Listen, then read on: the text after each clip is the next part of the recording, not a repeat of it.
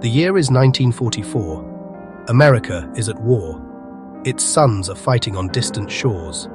Its factories are humming with round-the-clock production. Its people are bound by a shared sense of sacrifice and anxiety. On the home front, life carries on with a quiet tension. In the heart of Illinois, the small town of Mattoon seems a world away. It is a place of simple routines. Quiet streets, crickets at night, a distant rumble of a passing train. A town like any other, safe and predictable. But in the late summer of that year, something changed. A new kind of fear arrived, not from overseas or official announcements. This terror was silent. It was invisible. It crept into homes under cover of darkness. Not with breaking windows or forced locks, but with the subtlety of a strange, sweet smell drifting on the night air. The people of Mattoon would give this unseen menace a name. They called him the Mad Gasser, a phantom assailant stalking neighborhoods, armed not with a gun or knife, but with a mysterious paralytic gas.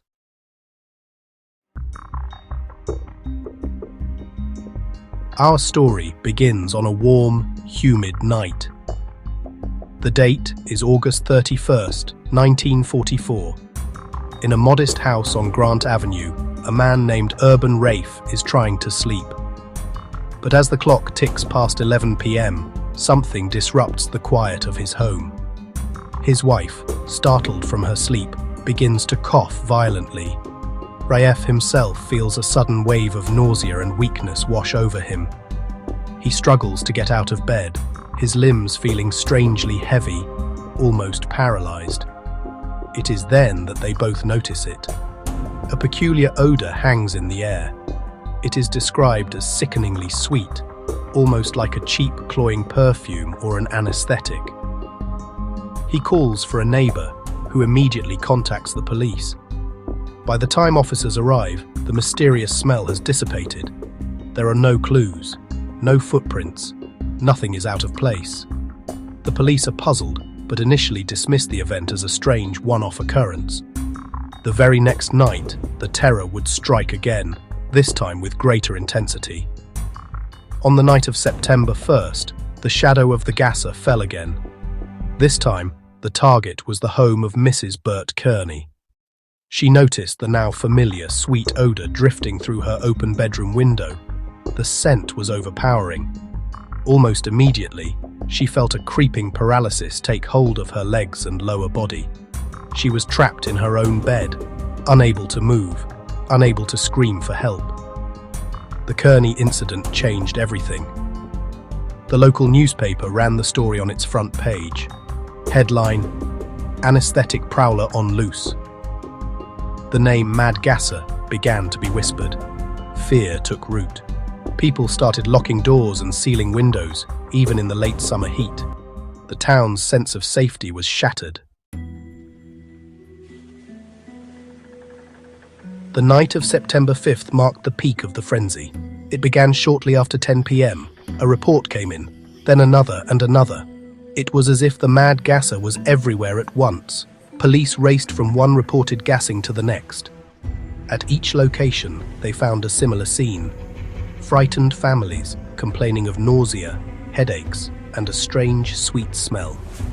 One family claimed to have seen a tall, thin man dressed in dark clothing running from their property just as the smell became noticeable.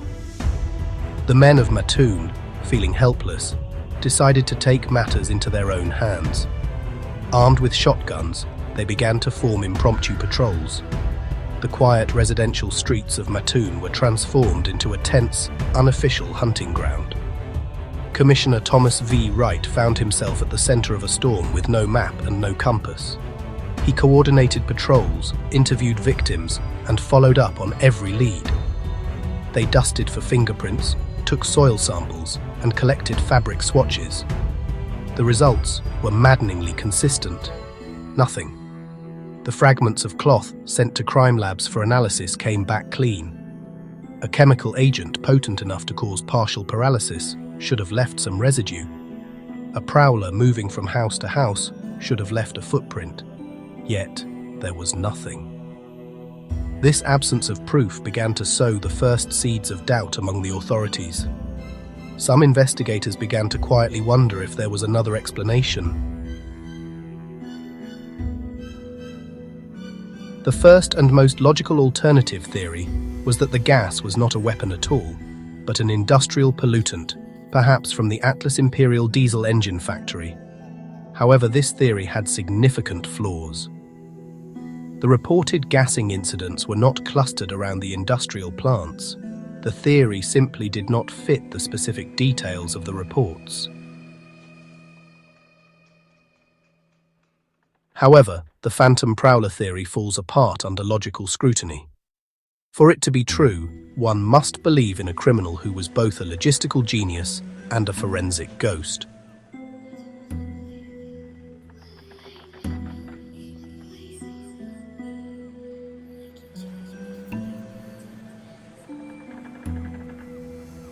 This led them to a controversial but compelling theory. Perhaps the primary contagion spreading through Mattoon was not a gas, but an idea. Perhaps they were witnessing a textbook case of mass hysteria.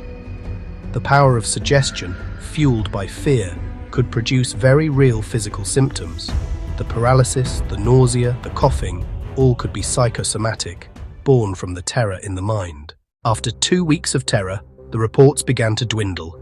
The final official report came on September 12th. And then, as suddenly and mysteriously as it began, it was over. The Mad Gasser of Mattoon vanished without a trace, as if he had never been there at all. On September 13th, Commissioner Thomas V. Wright made a public statement. He announced the police had found no evidence supporting a gas-wielding prowler. Wright embraced the mass hysteria explanation. Life in Mattoon began its slow, cautious return to normalcy. Windows were unsealed. The armed vigilante patrols disbanded. The official closing did little to solve the mystery. For the public, it felt like an admission of failure. Many refused to accept hysteria. They believed a real attacker got away. Decades after the panic subsided, the overwhelming consensus among academics supports the theory of mass hysteria.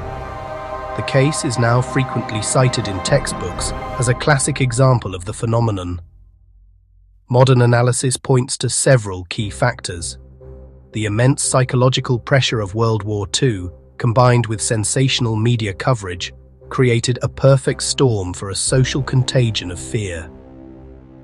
The verdict of hindsight is clear. Mattoon was not attacked by a man with gas, but by an idea. Yet a sliver of doubt must remain. Sometimes the scariest mysteries are not the ones we solve, but the ones that leave us forever wondering. The whispers that remain.